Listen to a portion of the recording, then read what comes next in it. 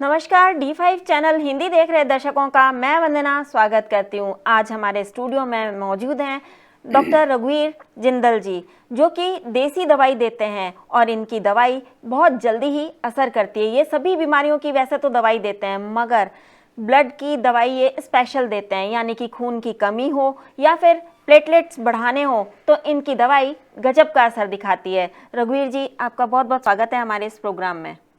आप किन किन रोगों की दवाई देते हैं? देखिए, मैं सभी रोगों की लिस्ट तो नहीं गिना सकता, काफ़ी रोगों की देता हूँ। सभी रोगों की तो नहीं दे सकता दवाई। जो मैं उस रोग की दवाई देता हूँ जिनका मेरे पास पक्का इलाज होता है। मैं फिजूल किसी को दवाई नहीं देता। अगर कोई मेरे से कोई रोग के बारे में पूछता है तो मैं बताता हूँ कि इसका इलाज मेरे पास है या इसका नहीं है। मेरे ध्यान में आता है कि मेरे पास तो इसका इलाज नहीं कि इस जड़ी बूटी लेने से लाभ हो जाएगा, मैं वो बताता हूँ कि तुम ऐसे कर लो, बिल्कुल ठीक हो जाएगा। उदाहरण स्वरूप बताऊँ जी। जैसे लोगों का जी कच्चा होता है, हमको तो उल्टी आने वाली है, एसिड बढ़ गया है, इसका इलाज बताओ।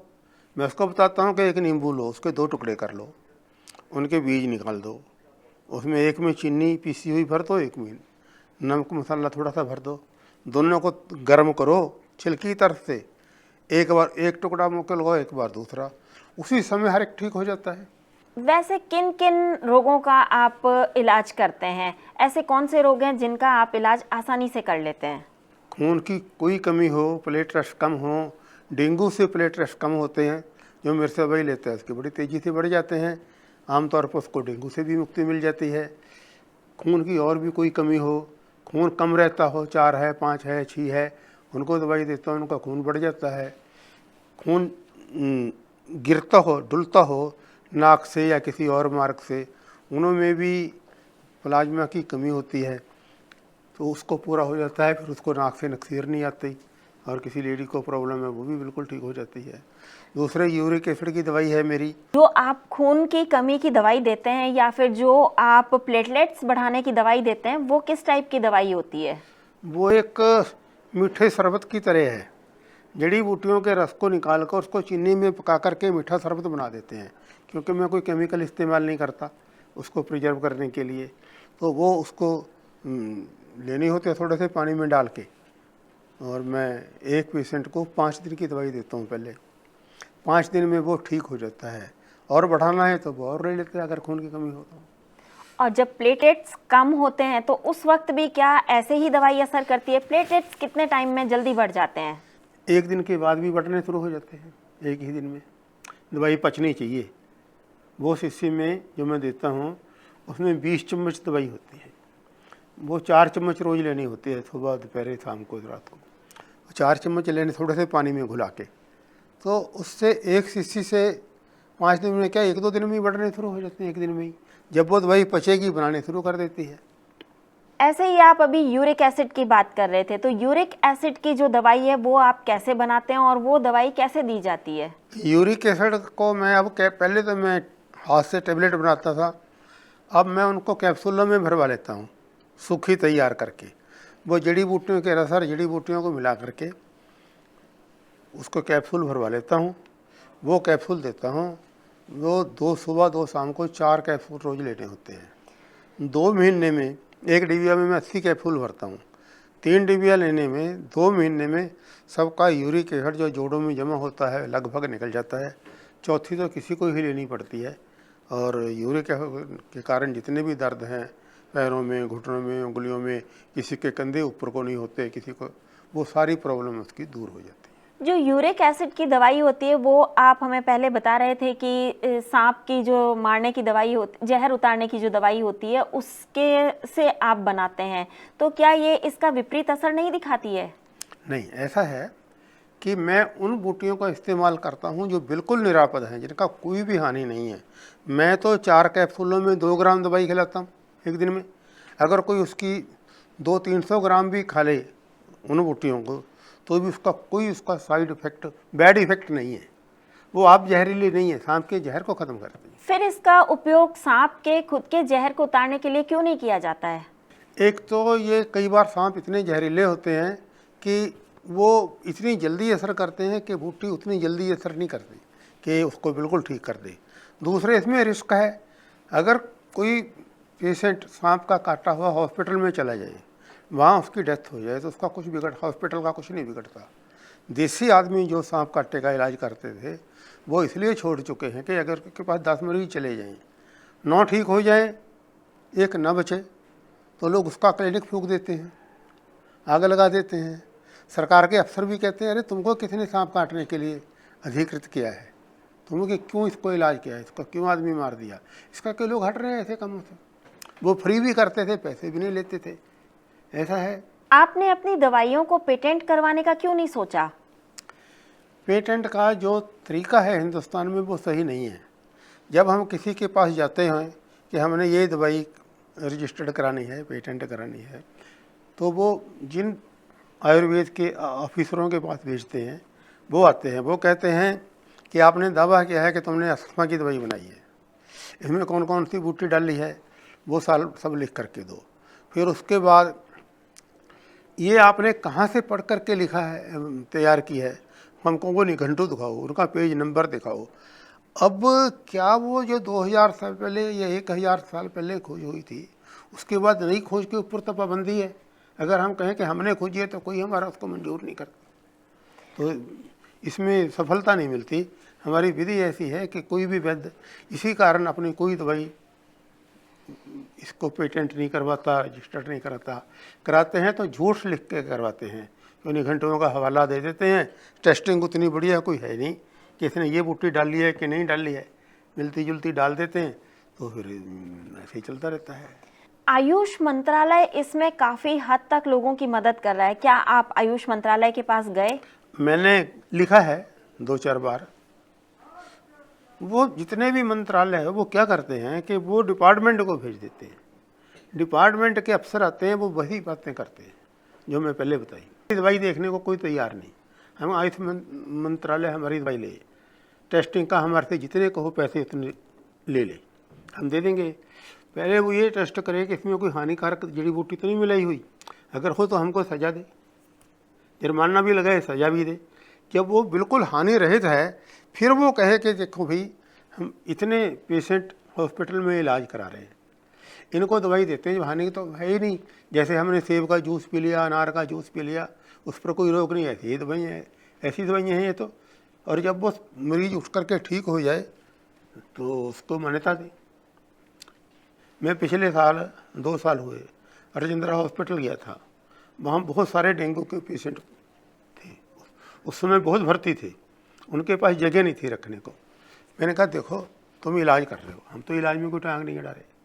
ये बाजार से चाय मंगा के पी रहे हैं, जूस पी रहे हैं, अनार का जूस पी रहे हैं, मौसमी का जूस पी रहे हैं, ये हमारे भी जूस हैं, इनको आप देने दो, मैं फ्री दूंगा और मेरा विश्वास है कि 2 दिन में आपका हॉस्पिटल खाली हो जाएगा डेंगू से। कहते अब हॉस्पिटल में घुसना भी नहीं, चोरी छिपे आप किसी को दे देते अलग बात थी, अब आपने बता दिया अब ना यहाँ आना, हम डेंगू के ऐसे इलाज नहीं करने दे सकते जो मंजूर नहीं है। ऐसे ये मुश्किल है, थोड़ी इसमें दिक्कत है, लोग अपनी मर्जी से ले जाते हैं, लेते हैं, ठीक है।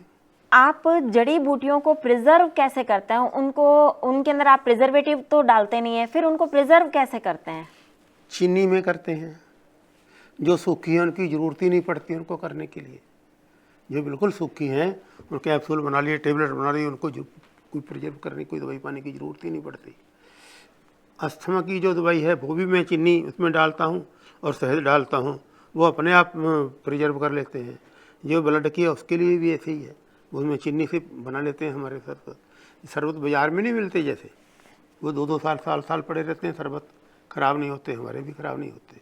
उनको ठीक तरह से पकाना पड़ता है और ठीक तरह की शीशियाँ, ढक्कन, वो सारे ठीक करके बिना किसी इसमें कोई खराबी ना आ जाए, इसके लिए। अस्थमा होता क्यों है? अस्थमा एलर्जी की बीमारी है। हम कोई जब ऐसी कोई चीज़ खाते हैं, पीते हैं, ऐसे वातावरण में रहते हैं तो उस व्यक्ति में पारिवारिक तौर पर पहले से किसी चीज़ से एलर्जी है तो वो उससे अस्थमा हो जाता है। अस्थमा होने की और भी क्या वजह हो सकती है? क्या पिस्सू वगैरह जो होते हैं उनकी वजह से भी अस्थमा होता है? जो भी बंद स्थान होता है, मतलब कोई कपड़े पड़े हैं 2 महीने से उठाए नहीं, कोई कारपेट है, कोई अलमारी है, कोई संदूक है, पेटी है, पुस्तकें हैं जो नहीं उठाई, अंधेरे बंद स्थानों में पिस्सू पैदा होते हैं, रोशनी वाले सूरज की धूप वाले में कहीं पिस्सू नहीं होते। ये पिस्सू जब सांस के द्वारा अंदर जाते हैं, चाहे जीवित जाएं चाहे उनके पीस जाएं मरे हुए होंगे, वो नाक के रास्ते अंदर जाकर गले के रास्ते जाकर चिपट जाते हैं। उससे आदमी को खांसी होती है, जिनको एलर्जी है उन्होंने से ज़्यादा उनको अस्थमा की दौरा पड़ जाता है, ज़्यादा तंग हो जाते हैं। अगर अचानक से अस्थमा का अटैक हो जाए तो उस वक्त क्या करना चाहिए? अस्थमा का आम तौर पर ऐसे अटैक नहीं होता, जिनको होता है धीरे धीरे बढ़ जाता है फिर ही अटैक होता है। अटैक के ऊपर तो फिर देखिए हॉस्पिटल जाना पड़ेगा, तो उसको ऑक्सीजन की ज़रूरत पड़ेगी, वो लगानी पड़ेगी। लेकिन इलाज से एकदम तो नहीं कि दौरा पड़ गया तो उसको एक ही दम ठीक हो गया, और जो ठीक होगा भी तो उसके लिए भी उसको वैसे ही दवाइयाँ देनी पड़ेगी, चाहे वे देसी हों चाहे अंग्रेजी हों, जिनमें बड़ी मात्रा में स्टीराइड होगा। मैंने दिल्ली नुमाइश लगाई थी, मुझको डॉक्टर ने दोस्तों ने पूछा कि आपने अस्थमा की दवाई बनाई, आपने इसमें सोम डाला होगा, आपने इसमें धतूरा डाला होगा, आपने इसमें आक डाला होगा। मैंने कहा मैं ऐसी कोई औषधि नहीं डालता जिसमें स्टीराइड है। वो तुरंत लाभ तो करती है, ठीक नहीं करती, पेशेंट को मौके पर तो पैदा करती है। मेरी बूटियाँ तो बिल्कुल निरापद हैं, जिनमें कोई भी ऐसी चीज़ नहीं है। तो एकदम दौरा पड़ने पर तो वही चीज़ें देंगे तब ठीक हो। अगर किसी को मलेरिया हो जाए तो क्या करना चाहिए? के लिए कुछ बूटियाँ हैं, जैसे कांटे वाला करंज है, करंजबा भी बोलते हैं पंजाबी में। उसके पत्ते 10-15 ग्राम लेकर के उसमें 2-4 काली मिर्चें डाल ली, 5-7 तुलसी के पत्ते डाल लिए, उनको बहुत बारीक पीसना पड़ता है, वो बहुत कड़वा होता है, थोड़ी चीनी डाल सकते हैं। ऐसा 2-3 बार देने से मलेरिया ठीक हो जाता है। आजकल शुगर की बीमारी भी बहुत ज़्यादा देखने को मिल रही है, तो ऐसे में इंसान को क्या करना चाहिए? आप मतलब ऐसा कोई घरेलू उपाय बताएं या ऐसा कुछ बताएं जिससे शुगर लेवल नॉर्मल रहे। ऐसा कोई इलाज नहीं है, क्योंकि शुगर लेवल को नॉर्मल करने के लिए पेंक्रियाज काम करती है। जब पेंक्रियाज ने काम छोड़ दिया तो कोई ऐसा सिस्टम नहीं है शरीर में, अभी तक तो नहीं कोई दवाई बनी जो उसके लेवल को उसके मुताबिक उसको कर देगी। जड़ी बूटियों से भी अंग्रेजी दवाइयों से भी समय समय से थोड़ा उसका लाभ पहुंचता है। शुगर का असली इलाज तो यह है कि हम जिसको हो गई वो मीठा ना खाए, शुगर जो गन्ने की उसको तो बिल्कुल टच भी ना करे। जो दूसरी फलों की शुगर है, जो कम मीठे फल हैं, सिट्रस के फल हैं, इन्हों को ले ताकि विटामिन की और चीज़ों की पूर्ति हो। तेज़ मीठे वाली कोई चीज़ ना खाए, कम से कम खाए। जितना वो कसरत करेगा, भाग दौड़ करेगा, सैर करेगा, अपने शरीर से काम लेगा, वो शुगर उसके शरीर में बर्न हो जाएगी, उसको शुगर से कंट्रोल रहेगा। आप किस तरीके से शुगर को ठीक करते हैं? मुझको आप शुगर है 30 साल से, 30 साल से मुझको शुगर है। मैं 4-4 घंटे पढ़ सकता हूँ, 4-4, 6-6 अखबार पढ़ सकता हूँ, मुझको कोई ऐनक नहीं लगी हुई शुगर के बावजूद, ब्लड प्रेशर की आवाज़। तो इसके लिए खाना पीने का संयम, ज़रूरत पड़ने पर औषध की व्यवस्था, ये सब करने ही पड़ते हैं। जो करेगा ठीक रहेगा, नहीं करेगा तो फिर वो शुगर के उसके ऊपर साइड इफ़ेक्ट होंगे। आप पाइल्स की भी बीमारी की दवाई देते हैं? किस टाइप से दवाई दी जाती है? ये जो पाइल्स है, ये हमारे जो लैट्रिन का स्थान है उसमें बारीक बारीक नसें होती हैं लगी हुई, ये उसको बंद रखती हैं। जब लैट्रिन जाना होता है तब वो खुलती हैं, नहीं तो वो बंद रखती हैं। अगर वो बंद ना रखें फिर तो लैट्रिन जितनी बनी उतनी गिरती चली जाए नीचे। उनमें ज़्यादा कब्जी के कारण, ज़्यादा मिर्च मसाले के कारण उनमें कई बार सूजन आ जाती है। जब सूजन आ जाती है, जब उनमें पानी भरा होता है सूजन में, तो प्रेशर से लैट्रिन जाते हैं, वो नीचे जा कर के वो नसें इकट्ठी हो जाती हैं। उसको कहते हैं इसको तो मुझसे हो गई, वो वही फूली हुई होती हैं।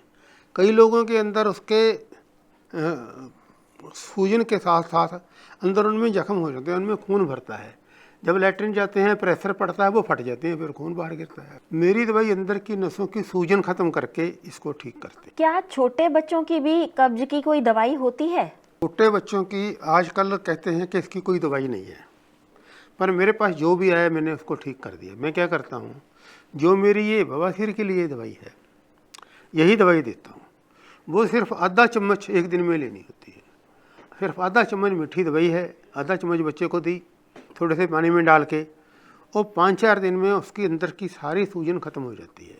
जब सूजन खत्म हो जाती है तो उसकी कब्जी अपने आप हट जाती है, क्योंकि बड़ी आंत सूजन होने के कारण जगह नहीं रहती लेटरिन को इकट्ठी करके रखने के लिए, उसका पानी चूस लेती है। पानी चूस लेने से अंदर जो लेटरिन है वो सख्त हो जाती है, फिर वो बच्चा उसको निकाल नहीं पाता। सोने पर क्या करना चाहिए? मैंने नाक की दवाई बनाई है, वो नाक में डालने से बंद नाक खुल जाती है और धीरे धीरे उसमें जो अवरोध हैं नाक में, हड्डी बढ़ गई, मांस बढ़ गया, ये हो गया, वो ठीक हो जाते हैं। उनको छींकें आती हैं और रोग हैं, वो नाक में डालने से धीरे धीरे दूर हो जाते हैं। इसमें महीना भी लग सकता है, कम भी लग सकता है, पर मेरी दवाई उसी समय उसको नाक को तो खोल ही देती है। उसमें कोई केमिकल नहीं है, सिर्फ जड़ी बूटियों का रस है। उसको मैंने तेल में पका करके एक तरह से तेल बना लिया, उसको नाक में डालना होता है और वो ठीक हो जाता है। वो हर प्रकार की एलर्जी को भी दूर करता है। नाक के द्वारा जो वायरस जाते हैं, इन्फ्लुएंजा के हैं, दूसरे के, उनको भी वो ठीक करती है दवाई नाक में डालने से। और अगर वो किसी को कोई जानवर लड़ जाए, मिरिंडा, ततैया, बिच्छू, मधुमक्खी, कोई जहरीला मच्छर, वो जहाँ से डंक मारे उसके ऊपर एक बूंद दवाई लगा देने से उसका सारा जहर तत्काल समाप्त हो जाता है। एलर्जी को दूर करती है इस तरह। डॉक्टर रघुवीर जिंदल जी, आप यहाँ आए, आपका बहुत बहुत धन्यवाद। अगले एपिसोड में आपसे फिर मुलाकात होगी, तब तक के लिए नमस्कार।